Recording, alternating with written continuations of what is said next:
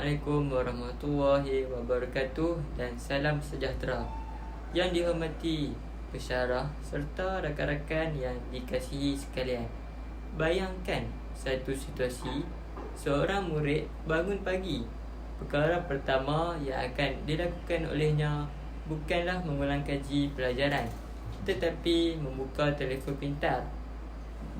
Di dalam kelas pula, tumpuan terganggu kerana notifikasi media sosial. Persoalannya, adakah teknologi membantu pembelajaran atau sebenarnya menjadi cabaran besar kepada murid hari ini? Pada era digital ini, penggunaan teknologi bukan lagi satu pilihan, tetapi satu keperluan. Namun begitu, penggunaan tanpa kawalan boleh memberikan kesan kepada tingkah laku, tumpuan dan nilai komunikasi murid. Oleh itu, pada hari ini, saya akan membincangkan cabaran utama penggunaan teknologi, kesan positif dan negatif serta tanggungjawab murid dalam menggunakannya secara beretika dan menggunakannya secara berhemah.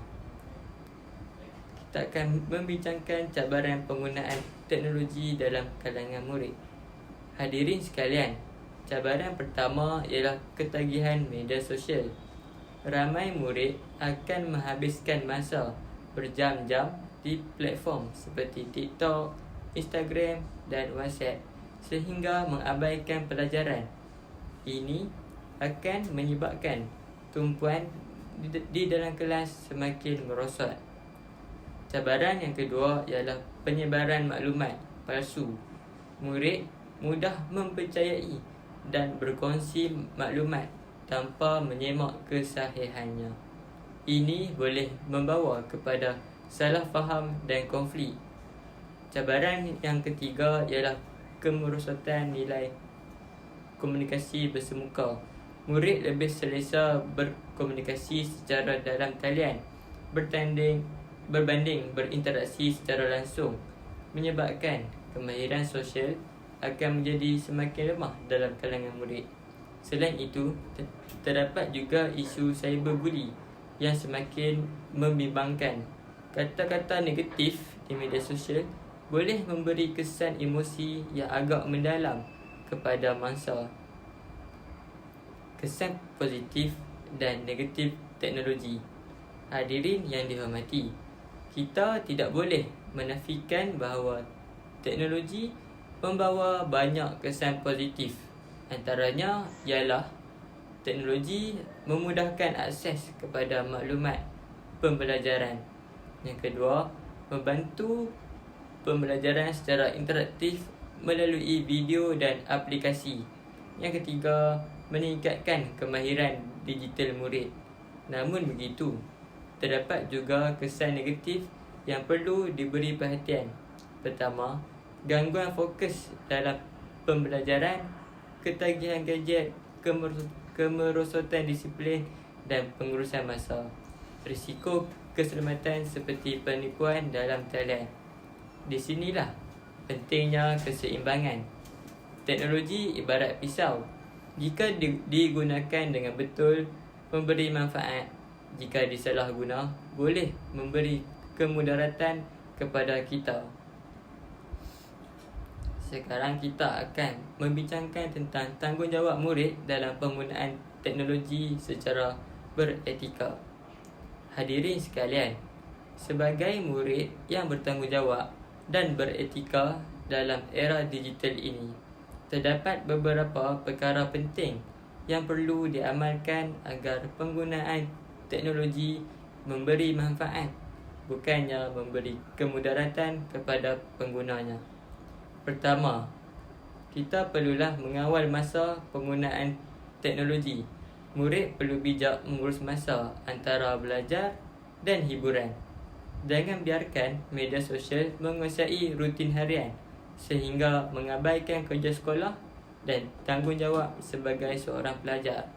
Sebagai contoh, murid boleh menetapkan had masa penggunaan telefon seperti hanya menggunakan media sosial selepas menyiapkan segala tugasan.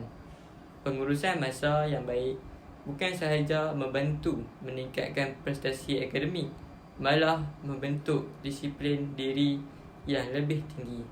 Kedua, amalkan etika komunikasi digital.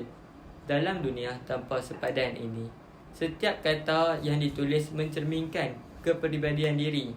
Oleh itu, murid perlu menggunakan bahasa yang sopan, tidak menghina, tidak menyebarkan kebencian dan sentiasa menghormati perasaan orang lain walaupun hanya berinteraksi di alam maya.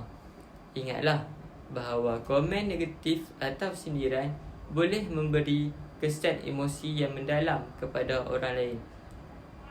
Jadilah pengguna teknologi yang berhemah dan berakhlak mulia. Yang ketiga, semak kesahihan maklumat sebelum kita berkongsi. Dalam dunia digital yang penuh dengan ambakan maklumat, murid perlu berfikiran kritis dan tidak mudah terpengaruh dengan berita yang belum pasti. Amalkan sikap menyemak sumber, membandingkan maklumat dan bertanya kepada guru atau individu yang lebih berpengetahuan. Dan tindakan menyebarkan maklumat palsu bukan sahaja boleh menimbulkan kekeliruan, malah boleh mencetuskan panik dan konflik dalam masyarakat kita. Yang keempat, lindungi keselamatan diri di alam cyber. Murid perlu peka terhadap keselamatan diri dengan tidak berkongsi maklumat peribadi seperti alamat rumah, nombor telefon, kata laluan atau lokasi semasa secara terbuka. Selain itu, elakkan berinteraksi dengan individu yang tidak dikenali secara berlebihan. Kesedaran tentang keselamatan cyber sangat penting bagi mengelakkan jenayah seperti penipuan, penyamaran identiti dan gangguan dalam talian. Bagi menangani isu ini, beberapa langkah boleh diambil. Pertama, ialah peranan murid sendiri. Murid perlu mempunyai kesedaran kendiri dan disiplin dalam penggunaan teknologi. Yang kedua, peranan guru perlu membimbing murid dengan menerapkan pendidikan literasi digital dan etika penggunaan teknologi. Yang ketiga, peranan ibu bapa. Ibu bapa perlu memantau penggunaan gadget anak-anak serta menetapkan had masa. Yang keempat ialah peranan sekolah. Pihak sekolah boleh mengadakan kempen kesedaran dan program pendidikan digital. Jika semua pihak memainkan peranan, maka penggunaan teknologi dapat dikawal dengan lebih berkesan. Jadi, jika kita mestilah menyeru semua pihak untuk bekerjasama. Hadirin yang dikasihi, kesimpulannya, teknologi bukan musuh, tetapi alat yang perlu digunakan dengan bijak. Murid bukan sahaja perlu celak teknologi, malah juga perlu beretika dalam penggunaannya.